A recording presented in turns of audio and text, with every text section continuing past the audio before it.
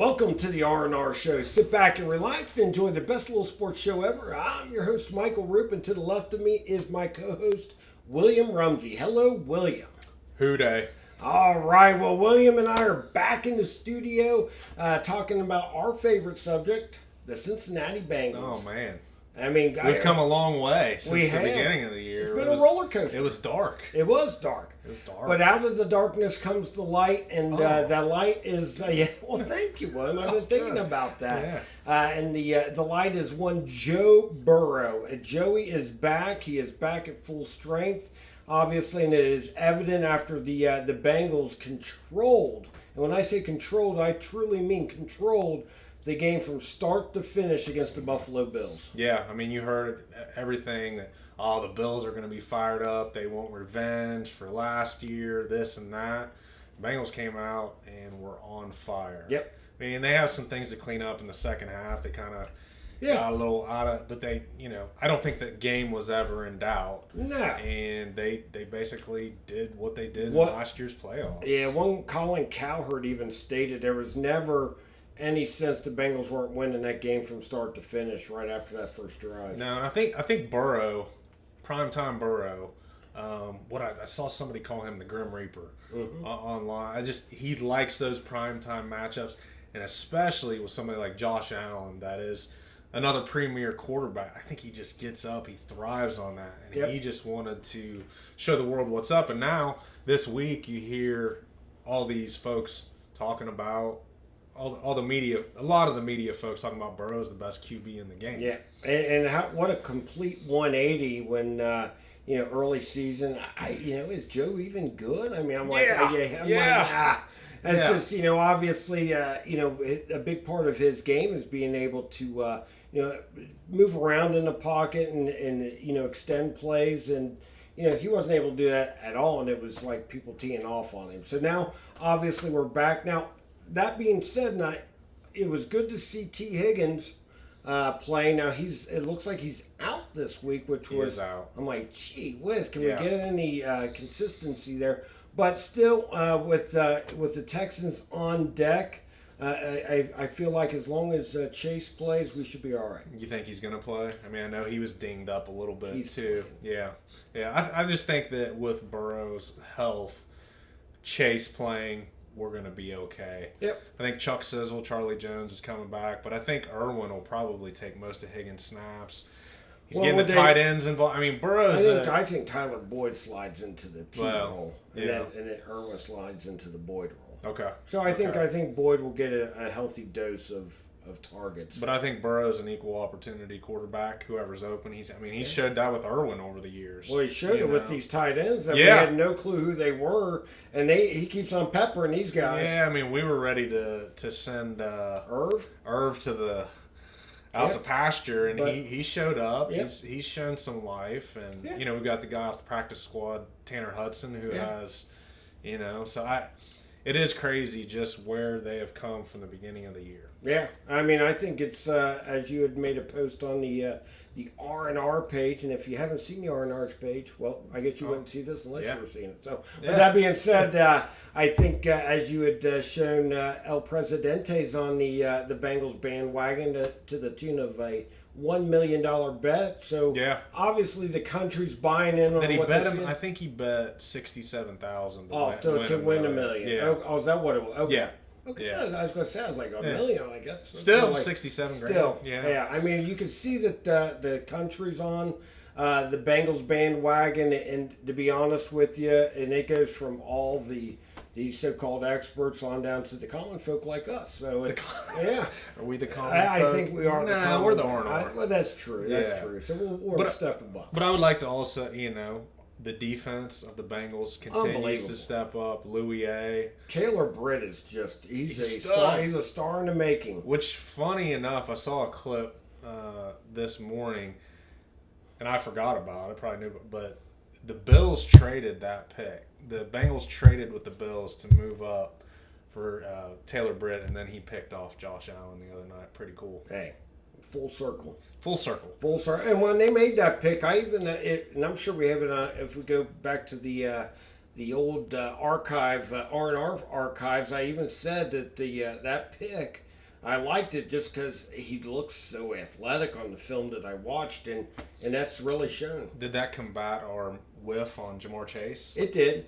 It did. Yeah, I mean, officially it did. Yeah, I mean, but I mean, the secondary. I think we were really worried about them coming in, but they've been playing well. Yeah, I mean, we were more worried about the safety situation. Yeah, Dax Hill's played really well.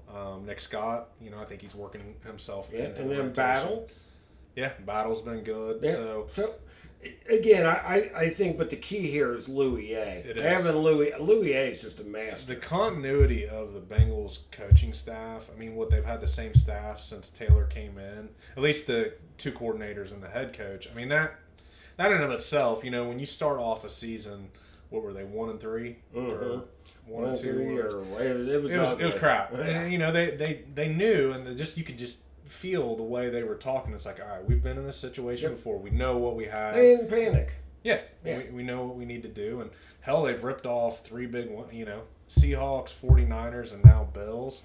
And now if it's you would have told us that they would win all three of those, you would going into the season, you would probably think we'd be 8-0 or whatever. Yes. Right now, because of the soft schedules at the beginning, and now they're beating up on the so-called powerhouse. Well, it's fun because now, after the 49ers, now it's like, is Brock Purdy even good? Yeah. You see that now.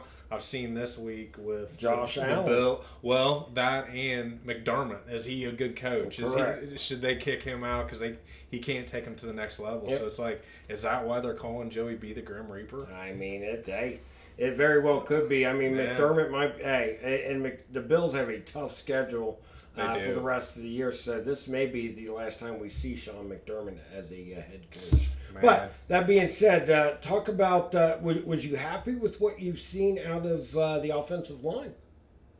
Yeah, for the most part. Yeah, I mean, Volson looks like he's regressed a little. You look at not to get too nerdy, but you look at the numbers and they still talk about the line allows that pass rush to get to Burrow pretty damn quickly. But I still think it's better than what it used to be. I mean, they've pumped a lot of resources. I think Orlando Brown has been really good, solid for the most part, and they're going to continue to chip it away at it, I assume, in the offseason. Yeah. But I think for right now, if Burrow is playing the way he does, they've got a chance. Yeah, they can beat anybody. And I think if we can get T healthy and show like he did out against the Bills, that will be only good going forward. To me, I just think all is right in Bengal land. So, question about T. Higgins. Do you think his struggles at the beginning of the year were due to the contract, or do you think it was just due to the clunkiness of the offense because of the calf? I think it's the clunky of the offense. I think so too. Now, he did have a couple drops, but I think I don't think the ball was coming out right. It was fluttering. He wasn't driving it. The whole operation was off. And again, not to get too much into it, but that's a problem with what we had talked about, not having a competent backup to let Joe rest and get fully healthy. They weren't. I mean, if you did not trust your backup to pull, then he shouldn't be on the team. And you need to invest a little bit into that position. Have a Gardner Minshew or somebody of that nature, or a Jacoby Brissett. Completely agree. Yeah, completely. Like, you think about that first game with the Browns. There is no way in. I don't care what anybody says. There's no way in hell he should have been out. He was a sitting duck against that Browns defense in the elements. Tennessee made me like my skin crawl. Oh my God! I mean, he got hammered. I'm surprised he didn't get majorly hurt. But that being said, we're on to the Houston Texans with C.J. Stroud. Yeah.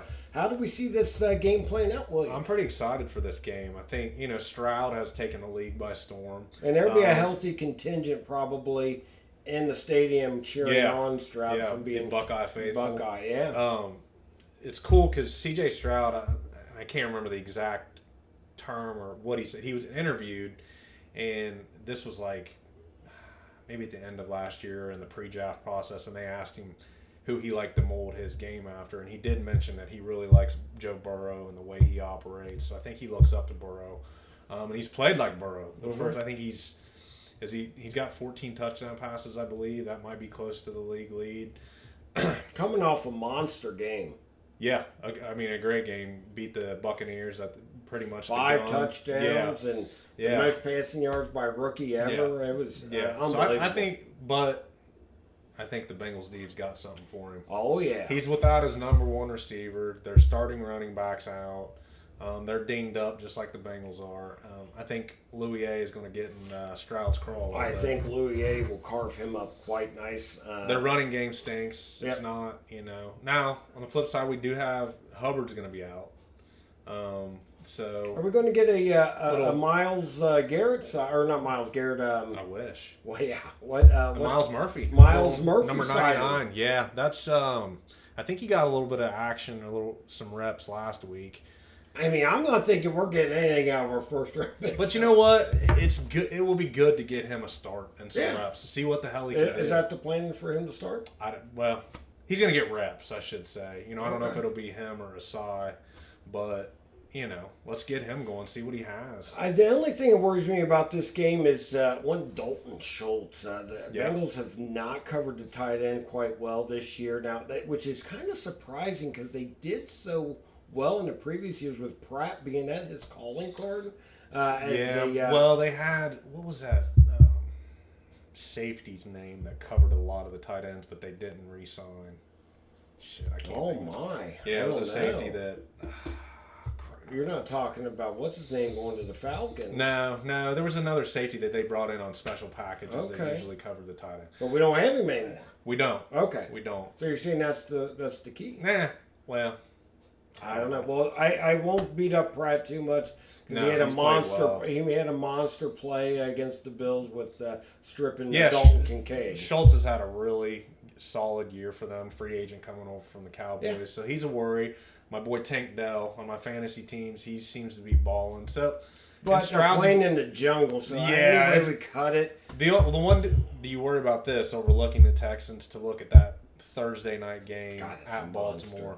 That game there, boy, get the popcorn ready, William. So you got, that right there gives you goosebumps. It does. But I think Zach has, got a handle on his team. I don't think that they'll overlook the Texans. I think we do win. Is that Thursday night game? Is that Thanksgiving? No. Oh. It's the week before. It's this Thursday. This Thursday. It is this Thursday. What is? The Baltimore. Okay. Oh, okay. Baltimore Bengals. You're saying because Sunday's Houston and this. Okay. Yeah. So they have a short turnaround. Where is that game being played? At Baltimore? At Baltimore. Okay. Yep. Because the Ravens came in on, I think it was week 2. Okay. But the Ravens are playing well, so I mean, obviously. I hope we don't have the looking ahead. I don't think we can afford to look ahead because everything's so bunched up in the AFC AFC North's a battle zone. It could be theoretically crazy all 4 teams make the playoffs. Yeah. I don't really see how Pittsburgh's 5-3, but they all are. I think they'll fall off quite a bit. Yeah, I do as well. But before we jump into anything else, let's get a prediction on that Texans. I think that the Bengals will win 27-19. I don't like it. Man. 24-17. 24-17. Although, again, the Joe Burrow's just been on fire. These seem to be guessing games because we don't have a contingent of players always starting. T's going to hurt a little bit being out, but that being said, I just don't see anybody stopping the Bengals from here on out. I think Joe's going to always get his. I don't see any way for them to stop them. Now, I could be light on the score. What did I say, 24-17? Yeah. But I might be heavy on their side because I don't think their secondary's banged up. I'm going to change it. It could be a boat race. 31-17. Okay. 31-17. Give Joey B an extra just giving her an extra tutty. Extra tutty. Like 31-17 market. I don't think CJ has experienced a crowd. The crowd that he had a pro crowd on his last week. The jungle's been full throat lately. Yeah, and they've been messing with people's heads. I just don't think, and I think Louis A is going to devise something that obviously CJ's in his rookie year. that he won't be able to comprehend. I saw something cool this week. Lou Anarumo did an interview, and I can't remember who he did it with, but they asked him if he talks to Burrow about things, and he picks Burrow's brain, like, what do you see here? What should I run? I was like, that's kind of cool. I do like that. That. Because Burrow seems like a smart dude, knows what. He's seen it all. He knows what he's doing. The thing that stinks though is the way Burrow is playing, and he talked about how in the offseason he worked on speed and strength and stuff like that. What could have been, because he's playing at an MVP level. I'm not saying he's completely out of that conversation because we got a lot of season. I think he's in. I'm telling you, if he plays at the level he's played these last couple games, I don't see him not winning the MVP just for the simple fact they don't care what happened early in the year. They care how you come down the stretch. For sure. And quite frankly, it's been a freaking freight train. The Bengals are looking good. It's exciting. It's what we thought we would see. That's what I put my good hard-earned money into Vegas for, I put them on the Bengals and then Joey B winning MVP. Yeah, I like it. Yep. I like it. Absolutely. Well, obviously the game is this Sunday. We will, let's circle back around for the fans after the game. Let's give a little post-game. We'll probably have to do something prior to that Ravens game, too. Yeah, absolutely, 1,000%. Okay. That's the game of the year. Yeah. Let's do it. Fans, we owe you. Who day?